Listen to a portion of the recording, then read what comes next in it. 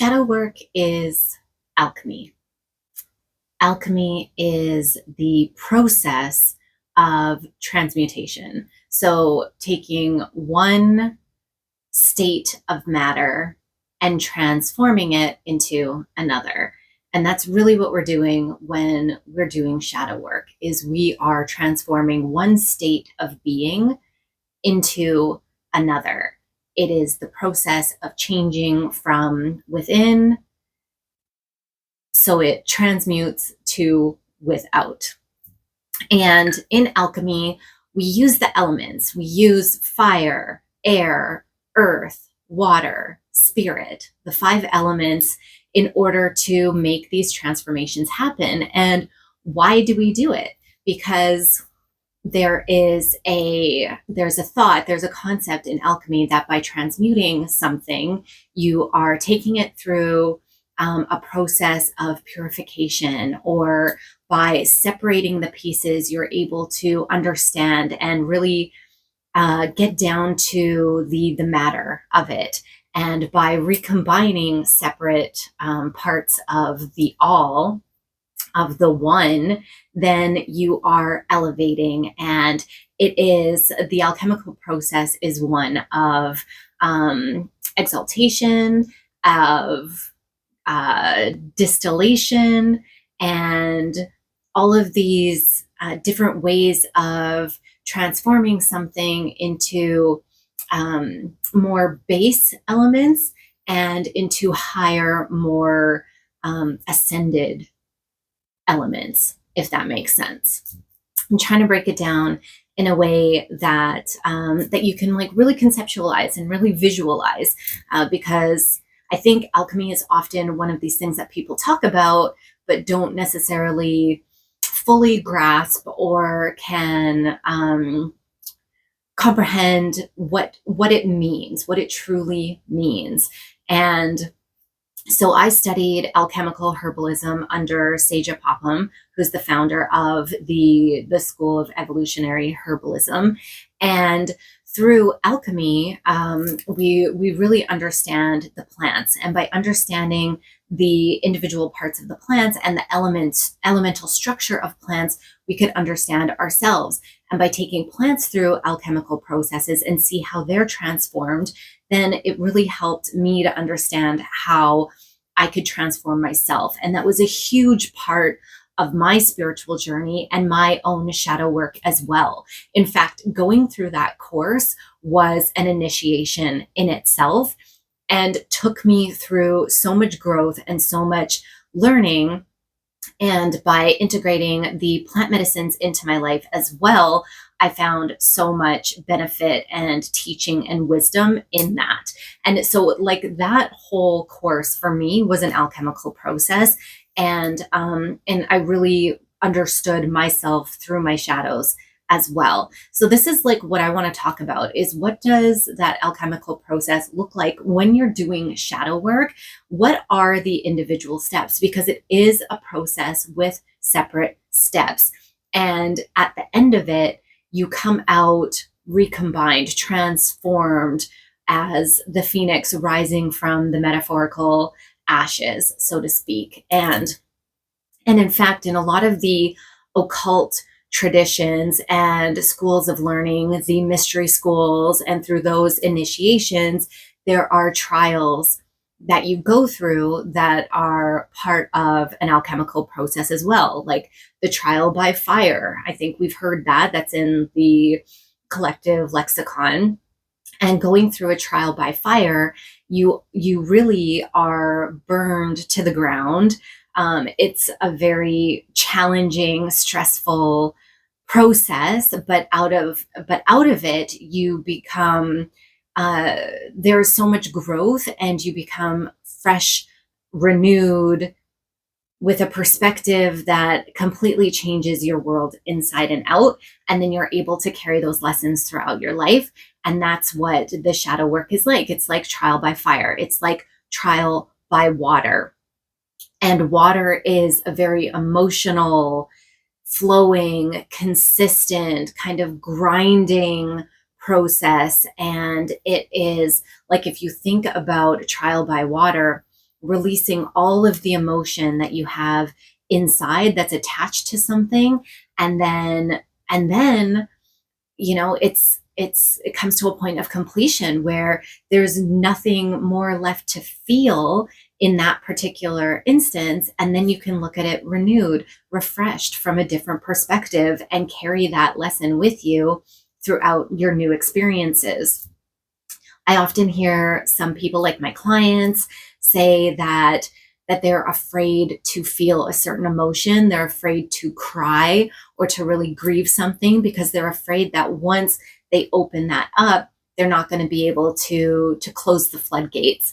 And I can assure you that it can feel that way, but eventually you will stop crying. Either the well will dry up, the tears will stop, or you'll exhaust yourself and you'll fall asleep. It will end at some point, and then you will be able to come back to it with a different perspective, with a different outlook, with a different mindset, because you will have truly felt what you needed to feel. And that is part of the alchemical process of shadow work as well. So it's like separating the parts, bringing them back together in integration. In the alchemical process, there's like distillation, fermentation, calcination, where you're literally burning material down into an ash so you can turn it into a salt and put it back into the, either the distilled oil or the fermented liquid that you've taken from that same plant, and coagulate, like recoagulate, like recombine all of the pieces. And that's what I believe shadow work is. It's this separation, it's this coagulation, and then ultimately an integration, so you are whole. The idea of the shadow is not to, or the shadow work is not to dismiss the shadow, to separate it from yourself completely. That's impossible. We are human. We will always be triggered by something. The work never ends. But the idea is to identify it, recognize, have the awareness of what the shadow is, to transmute it through the shadow work, and then ultimately to integrate it and to realize that this is a part of your whole being. It is a part of the whole of the universe, of creation, and to accept it for what it is, learn from it, and move on. Okay. So first, to do shadow work, you really need to know, what are you working with? And it's the same with alchemy. In order to work with a plant or with a metal or whatever the case may be, you need to know, okay, what am I working with? What are the elements that compose this? Where did it come from? How did it grow? Really get to the root cause of whether you're being triggered emotionally, or you find that you're in that fight or flight response, or, like, here's an example. And this woman, she is a good friend of mine, but I met her a few years ago when I was still going through some stuff.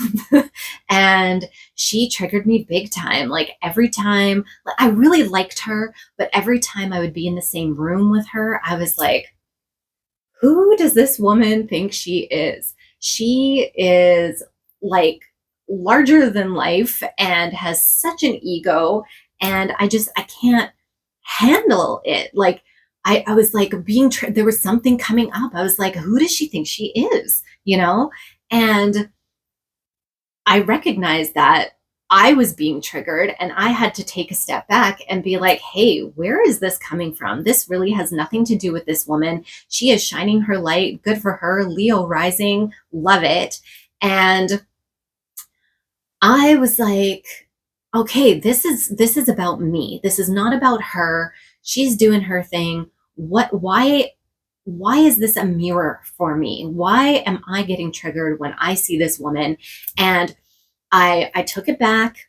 I did my meditation. I did some journaling. Like, those are the tools that I like to use. But really, like, the meditation, like sitting with myself and going deep and feeling that feeling of what was it? You know, was it jealousy? Was it my own internal shame? I know that I have a tendency to dim my own light in a room to try and make other people feel more comfortable or to fit in, or so that people don't think that of me. Like, who does she think that she is? I'm a Leo sun. So this is definitely something that I have been conditioned out of, being told as a child that I am too much, that, you know, there needs to be space for other people in the room. But Leo is ruled by the sun. The sun shines every single day, as bright as can be, doesn't worry if there are clouds in the way, doesn't worry if people are getting burned. The sun is just doing its thing and actually providing life giving fuel to all of the plants and all of the creatures and the whole realm. So that was something that I really had to go deep into and take a look at. And so that was it for me. Like, what was I working with? Where did this come from? How did this show up in my life? Why was I being triggered by this person?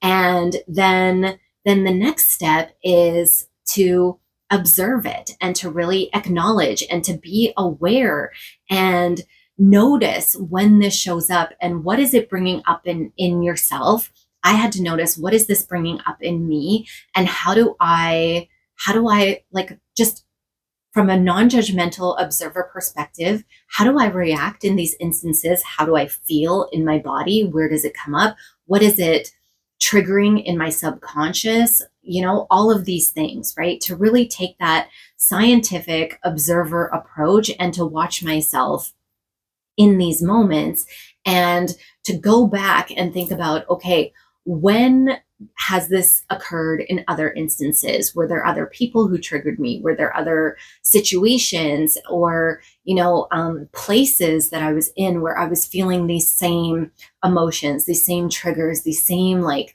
icky responses that I didn't like, I didn't feel comfortable with it. I knew that it wasn't serving me, right? And then through that observation, it gives you more data. It gives you more information, knowledge, understanding to see, okay, where did this start in my life? What was like the nexus point? What is the root cause? And is it connected to a chakra? Am I blocked somewhere in my auric field, in my biofield, in my body? And then that gives you hints on where you can work through it and do, whether it's like inner child work or listening to healing frequencies, you know, talk therapy, working with a coach, talking through it, hypnotherapy, energy work. There are a number of things that you can use, and it's really about finding the tools that work for you in that moment. And not everything is going to resonate, and something that worked for one trigger might not work for the next one. So you have to really experiment with this and have a vast toolbox. And I recommend working with people like professionals that you trust, or guides, and working with different people as well, like not necessarily the same person for every single thing, because, like, for example, myself as a practitioner, I do not do breath work. That is something that that I don't facilitate. I haven't learned. I haven't been called to do that. However, I do know that it's a really powerful tool.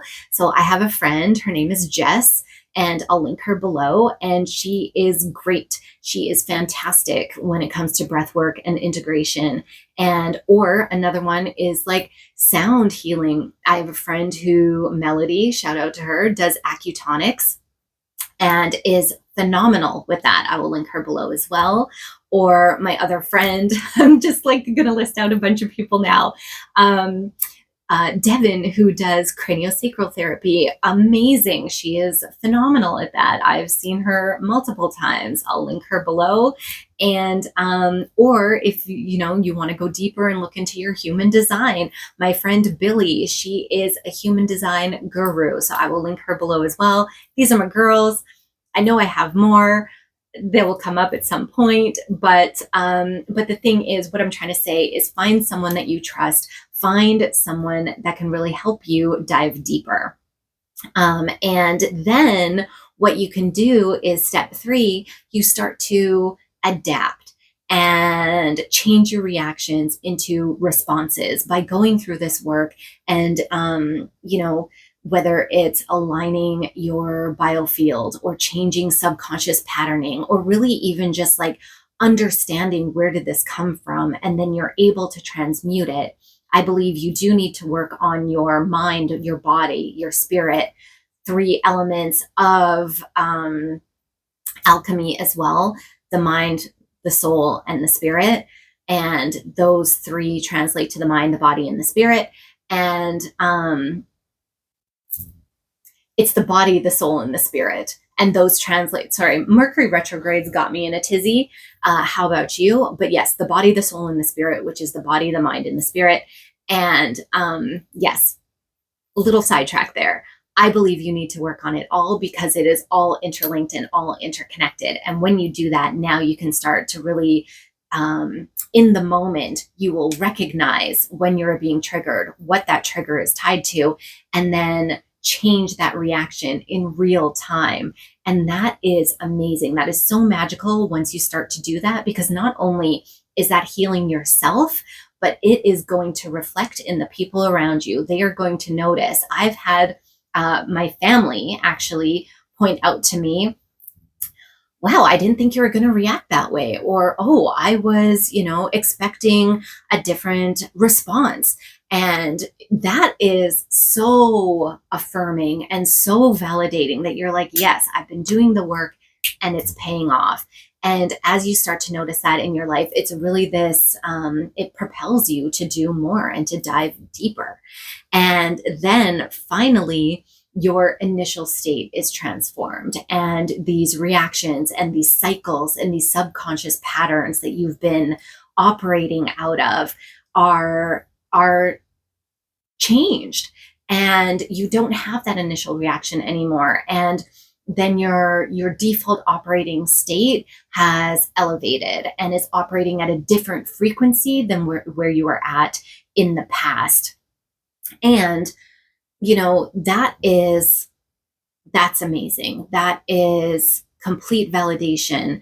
However, this is not a simple or complete process. It's a lot easier to say rather than to do. And we are constantly leveling up. Like, healing is not a linear path.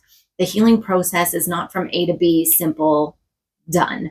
It's been explained as a spiral where you keep returning to the same triggers, or you keep returning to the same point of focus that you have been working on. However, when you return to it, it's with a new perspective, with changed eyes, with different reactions and different understanding of yourself. And then you can continue to work through it and level up. And as more tests come into your life, then you pass them with flying colors in different ways. And that's very cool to witness and experience. And eventually things settle, and new, bigger challenges, bigger triggers, deeper traumas start to rise to the surface, and then you get to work on that. Like I said, the work is never over, and that's actually fun to me because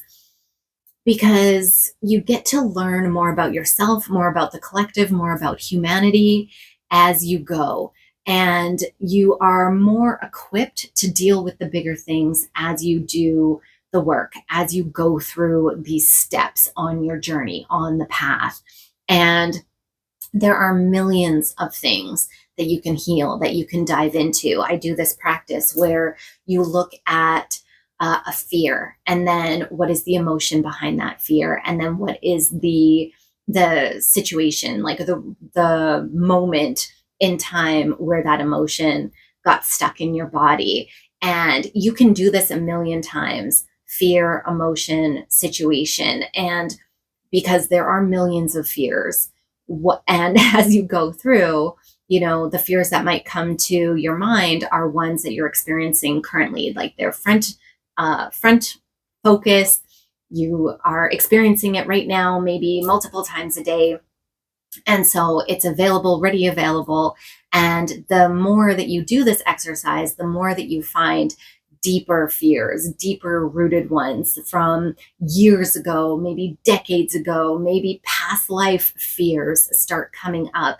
And you just do the same thing, do the same exercise, the same alchemical process. It works.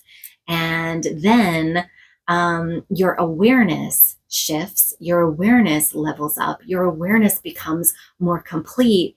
And that is the most important piece, the most important piece that comes with this work is this peace of mind, this awareness where as things come up, as triggers and shadows rear their ugly heads, you have the awareness and you know how to deal with it. And then the process, it's not going to take years to work through every single thing. Now you can start to go from the beginning of the alchemical process to the end, from the separation to the coagulation, the integration, in a much quicker time frame, and you'll be so much more equipped and able to work through things because you're practiced at it. And as I was saying that, I was getting a ringing in the ear, so that is a confirmation for you. And that is really how we create the spiritual revolution and win the spiritual war. This is that inner work. This is the transmutation, because the more that we're transmuting the darkness within ourselves, that has a ripple effect out into the world through the collective consciousness. I like to talk about how we are all connected through like a mycelium network, like the trees are connected through the mycelium network of the mushrooms. So too is humanity connected to each other through the collective consciousness. And all the work that you do ripples out and affects everyone and everything in the realm. And this is how we find peace. And I'm super excited. I love this kind of work. And if you want to know more, if you want to know my process, if you want to dive deeper, then please connect with me, because I do offer coaching packages, like relationships, where we work together through either 6 weeks, up to 6 months, or longer, depending on how deep we want to go. And I use astrology, I use coaching conversations, goal setting, energy work, divination, tarot, herbalism, medical astrology, like a number of things. And that's all available to you. So contact me if you're interested in it. If you're interested in some of the practitioners that I mentioned earlier, their links will be below. If you have questions, please put them in the comments or send me an email. I love to read your comments and engage with you guys.